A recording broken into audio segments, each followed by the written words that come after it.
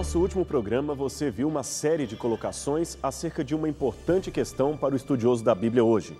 Afinal, as descobertas arqueológicas têm sido uma contribuição e ratificação do texto bíblico ou um elemento que desmente a historicidade do livro sagrado?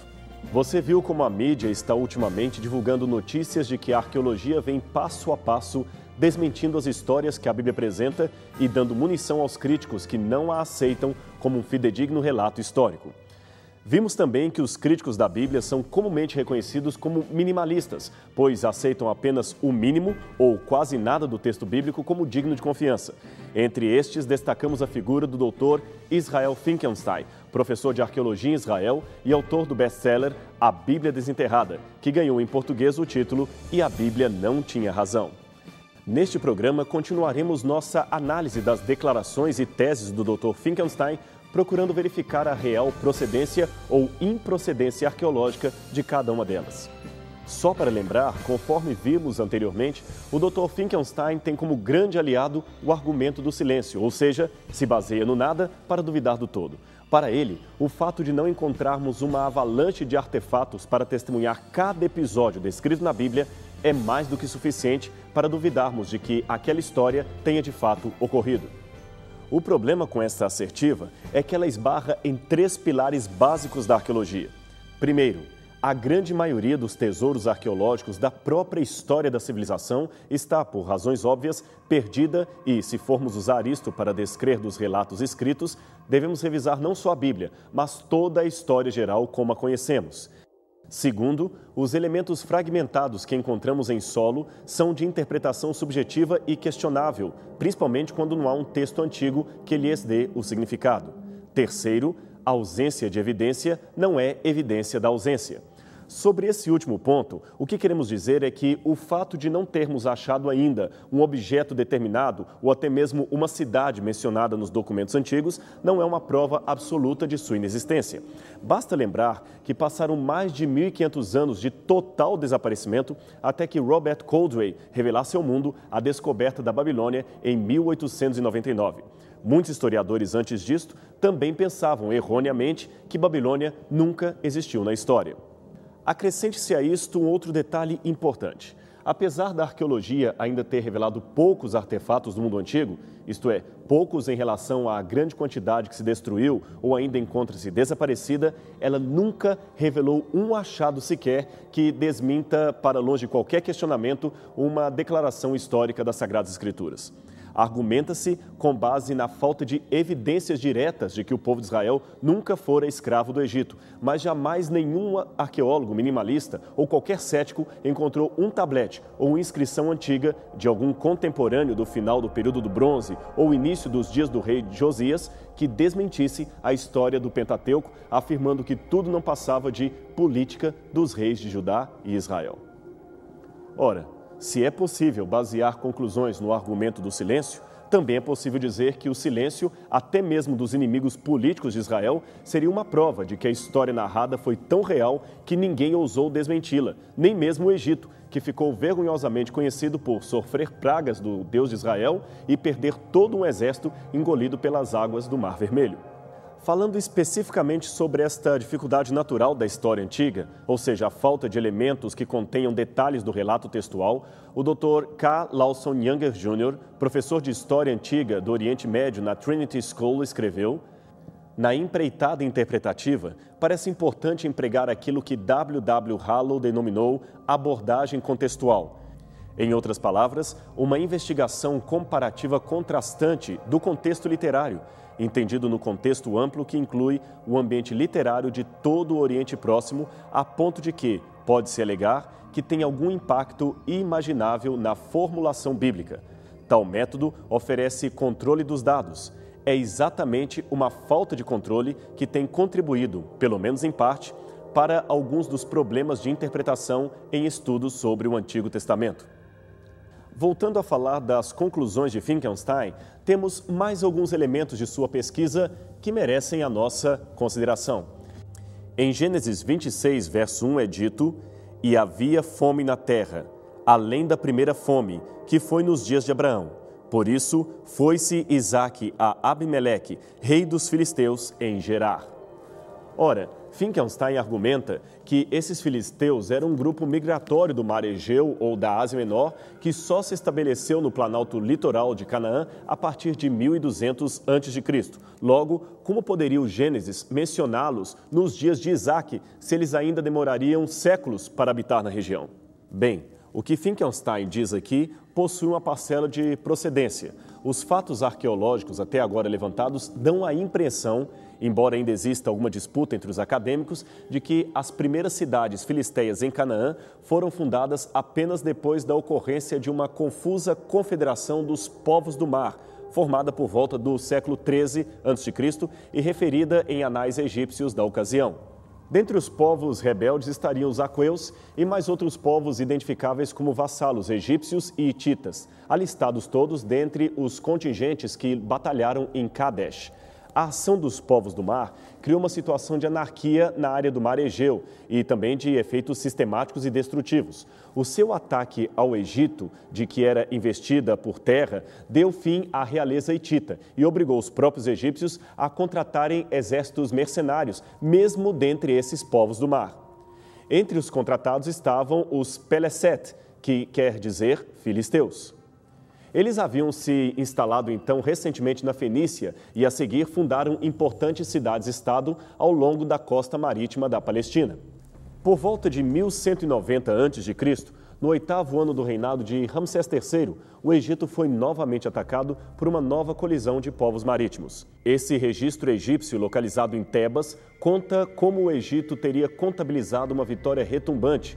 Mas o que nos interessa é que, dentre os povos derrotados, estariam agora como inimigos ou não mais aliados ao Egito, os Peleshet, ou os filisteus. O quadro é completado por esse papiro do século XII a.C., que traz uma crônica da época de Ramsés IV e descreve com mais detalhes os conflitos ocorridos no reinado do seu antecessor, Ramsés III. O documento fala do massacre empreendido pelo faraó e como os filisteus foram levados à força para guarnições no Egito. Com isso em mente, fica claro que a nação filisteia parece ser de tempos posteriores ao período patriarcal.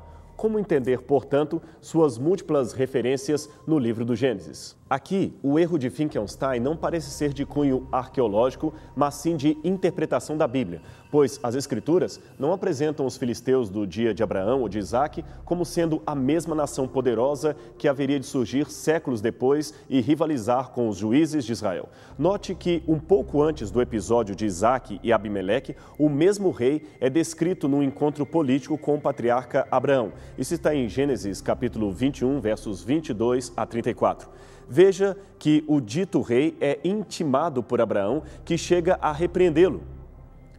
Ora, se o texto bíblico intentasse dizer que os filisteus eram uma grande nação nos dias dos patriarcas, por que mostra o seu rei em pé de igualdade? Pois a aliança só era feita entre iguais. Pé de igualdade com aquele nômade, Abraão, que tinha em seu grupo apenas umas poucas centenas de pessoas, servos e nenhum exército propriamente dito. Ademais, as 5 cidades filisteias, Asdod, Askelon, Ecrom, Gat e Gaza, que são referidas em Josué e 1 Samuel, não são mencionadas aqui. Apenas uma pequena vila chamada Gerar é mencionada. Entender isso como referência a uma grande nação é interpretar mal o texto das Escrituras. E tem mais, o termo filisteus significa literalmente povos do mar e pode, num primeiro momento, referir-se a qualquer outro povo do mar Egeu que não os clássicos filisteus, povos que, aliás, já haviam estado na região bem antes das migrações ocorridas no período da Confederação e do Grande Levante que há pouco mencionamos. Alguns podem até objetar que o Gênesis fala da terra dos filisteus. Bem, quanto a isto, há 2 maneiras simples, porém racionais, de se resolver o problema. Primeiro, podemos entender aqui a palavra terra ou Aretz, usada em hebraico do Gênesis, com outro significado além de país. Em alguns textos, terra pode ser uma referência ao planeta ou até mesmo a uma propriedade aonde uma pessoa nasceu. A outra possibilidade seria a de que teríamos aqui um anacronismo que não nega a autoria mosaica, mas apenas destaca uma pequena anotação editorial posterior. Seria como alguém, referindo-se a Cabral, dizendo que ele e suas caravelas descobriram o Brasil em 1500, sendo óbvio que em 1500 não havia nenhum país com esse nome. A chamada descoberta do Brasil ilustra o anacronismo de se jogar para o século XVI o título de um pedaço de terra que só teria valor muito tempo depois. Na mesma linha de argumentação que nega a presença dos filisteus nos tempos patriarcais, Finkelstein também procura descobrir outro suposto erro em Gênesis, quando esse se refere diversas vezes ao nome de Beersheba como sendo uma cidade nos dias de Abraão. Ele diz: na região de Beersheba não há resquícios de ocupação durante a última parte do período do bronze. O lugar era aparentemente deserto. Isto é verdade para todo o vale. Beersheba não existia nessa época. Novamente, temos aqui uma questão de equívoco em relação ao texto bíblico. A menção de Beersheba nestas passagens do Gênesis não implica na existência de uma cidade bem estruturada, mas apenas num lugar composto de um poço, um altar cultico e uma plantação de tamargueiras. Note que foi Abraão que deu ao lugar o nome de Beersheba, que poderia significar Poço dos Sete ou Poço do Juramento. Isto nos leva a supor que não se tratava realmente de uma cidade, senão ela já teria o seu nome próprio. Além disto, é notório que a Bíblia não menciona nessas passagens do Gênesis nenhum rei de Beersheba ou comunidade existente ali, o que nos faz pensar que realmente não se tratava de uma grande cidade, mas de uma região desértica, que se tornou uma metrópole apenas depois do período do ferro. Mais ainda, que manteve o antigo nome que Abraão havia dado no passado. Aliás, em regiões desérticas, era comum a construção de poços comunitários, como o mencionado no texto, para servir a grupos nômades que estivessem atravessando o deserto da região. O especialista em literatura hebraica Nahum Sarna, autor de vários livros e ex-professor da Universidade de Londres, acrescentou um detalhe não percebido pelos críticos. Ele percebeu que a passagem de Gênesis 26:33 é claramente um apêndice editorial feito posteriormente e que ajuda a resolver o dilema. Ali diz o seguinte: ao poço chamou Isaac de Sheba, por isso Beersheba é o nome daquela cidade até hoje. Isto é, até os dias em que o texto havia sido copiado. Indiretamente, esta anotação do escriba nos mostra que nos dias de Isaac ali havia apenas um poço e nada mais. A cidade era uma realidade mais recente. Continuando a trajetória de argumentos sobre o silêncio, Finkelstein ainda contesta a estada dos hebreus no Egito. Os arquivos egípcios que registram todos os acontecimentos do reino faraônico não conservam nenhum traço da presença judaica de mais de 4 séculos. Logo, a lenda do Êxodo não resiste à análise científica. Com todo respeito ao acadêmico israelense, dizer que os arquivos egípcios registraram todos os acontecimentos faraônicos é ser simplista demais. Todos os historiadores e egiptólogos reconhecem que os antigos registros egípcios não são nada completos. São, na verdade, um verdadeiro queijo suíço, repleto de lacunas e buracos. E não foi somente a ação do tempo que causou esses hiatos. Os próprios egípcios, por questões claramente políticas, apagavam deliberadamente muitos dos relatos dos seus antecessores. Veja, por exemplo, o caso de Tutancâmon. Ao morrer, o seu vizir chamado Ai imediatamente o sucedeu no trono, mas foi em pouco tempo substituído por seu primeiro general. Aliás, esse general tinha o curioso nome de Horemheb. Ele era também, traiçoeiramente, o opositor de Tutancâmon e sua linhagem ascendente. Logo, então, quando assumiu o governo, ele ordenou que não somente o nome de Tutancâmon, mas também o de Ai e de todos os faraós, como Akhenaton, o pai de Tutancâmon, fossem apagados das paredes e monumentos públicos do Egito. Por causa disto, o nome daquele rei ficou praticamente esquecido na história e nos anais egípcios, sendo somente revelado em 1922, quando os arqueólogos encontraram sua fantástica tumba. Hatshepsut foi outra a ter os seus feitos apagados por Tutmoses quando este a substituiu no poder.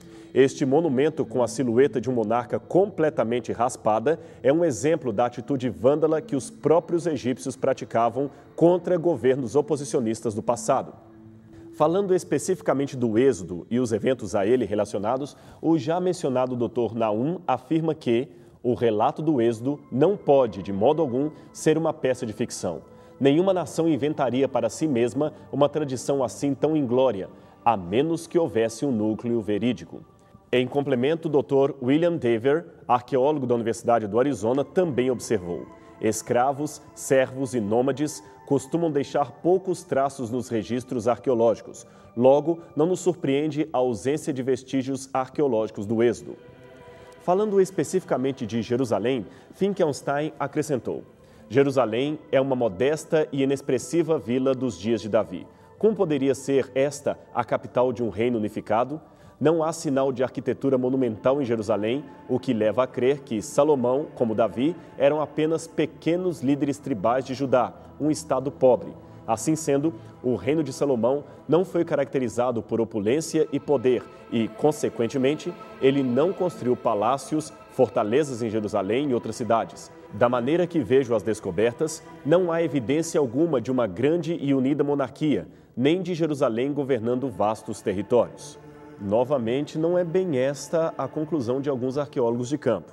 Até mais ou menos uma década, a maioria dos arqueólogos israelenses criam que o famoso canal de Warren, que supostamente levava água de dentro para fora da cidade, sem expor em risco os habitantes à mercê de um eventual cerco militar, era uma fissura natural ou um sistema fluvial inteiramente israelita. De qualquer maneira, ele estaria fora do que seria a pequena e insignificante vila dos jebuseus quando Davi chegou ao local. Mas esse pensamento hoje mudou. Escavações feitas no entorno da fonte de Gihon mostraram que pesadas pedras jaziam enterradas no local, indicando a presença de uma grande e extensa muralha existente ali cerca de 1800 anos antes de Cristo. Quem esteve à frente dessas escavações foi o professor Roni Reich, da Universidade de Haifa, que escava a região desde os anos 90. Ele provou que Jerusalém, longe de ser uma vila insignificante, era uma fortaleza de grandes dimensões fortificada já em torno do segundo milênio antes de Cristo. Os achados permitiram verificar que se tratava de uma grande fortaleza com um sofisticado sistema de abastecimento d'água que antecede em pelo menos 8 séculos a conquista de Davi. Esta foto aérea mostra os contornos da antiga cidade e o círculo em vermelho demarca o local das escavações conduzidas pelo Dr. Reich. Quando essas pedras foram pela primeira vez expostas em 1998, Eli Shruk, do Departamento de Antiguidades de Israel, que dirigiu as pesquisas em companhia de Reich, anunciou entusiasmado a um jornalista do Jerusalem Post: nós agora teremos que repensar todos os nossos conceitos acerca da cidade de Davi, que foram formados desde o século XIX. Isto ele dizia referindo-se à ideia comum de que Jerusalém, a Jerusalém dos jebuseus, era apenas uma pequena e inexpressiva vila no topo de uma colina. É triste que o Dr. Finkelstein não tenha revelado esta informação aos seus leitores, dando a errônea impressão de que não havia nos tempos de Davi uma fortaleza que justificasse o título de capital do Reino Unido de Israel. Na verdade, ela existia e estava ali em inteiras condições de abrigar este título administrativo e, aliás, também de abrigar a capacidade bélica de Davi ao conquistar tal fortaleza, mostrando assim que, longe de ser um líder tribal, ele era de fato um poderoso rei como qualquer outro da antiguidade. Ainda sobre a possibilidade de ser Jerusalém uma poderosa capital do Reino Unido de Davi, há uma escavação em curso que promete sacudir o mundo da arqueologia. Trata-se da escavação dirigida pela arqueóloga israelense Eilat Mazar, neta do mundialmente famoso Benjamin Mazar, que escavou Jerusalém nos anos 50. A doutora Eilat escavou essas pesadas estruturas repletas de cerâmica que indicam terem pertencido ao 10º século a.C., o que corresponde ao período de Davi. Além disto, o achado desse selo ou carimbo pertencente a um certo Jeucal, filho de Selemias e mencionado no livro de Jeremias, mostra que o edifício continuou como sede governamental até por volta do 6º século a.C., quando foi finalmente destruído pelos babilônios. Embora ainda em fase hipotética, a doutora Eilat afirma haver uma grande chance de ter encontrado o Palácio de Davi em Jerusalém, que Finkelstein disse nunca ter existido. É curioso que mesmo arqueólogos que discordam do entusiasmo da doutora Eilat admitem que esta é, sem dúvida, uma descoberta rara e importante. E caso seja confirmada a sua hipótese de ser aquele o Palácio de Davi, este se tornará um forte argumento contra a ideia de que Davi não teria a importância que a Bíblia lhe concede e que seria muito mais do que apenas um mero líder tribal, como querem os minimalistas. Seymour Gittin, diretor do Albright Institute of Archaeological Research em Jerusalém, comentou recentemente que, embora seja cedo para provar precisamente o que Mazar encontrou, se ela estiver certa e aquele for mesmo o palácio do 10º século a.C., estará demolida uma das principais bandeiras dos arqueólogos minimalistas. Nesse caso, então, o melhor é aguardar os brindes que o futuro ainda trará à arqueologia bíblica. Bem dizem os entendidos que, para bom entendedor, meia palavra basta. Embora não tenhamos tempo para analisar cada uma das assertivas minimalistas, você pode ver nesses 2 programas que muitas das contestações contrárias à Bíblia e divulgadas pela mídia não passam de sensacionalismos, exageros e posições particulares. Porém, o mais importante é saber, como disse Isaías, que seca-se a erva, caem-se as flores, mas a palavra do Senhor, esta sim, permanece para sempre.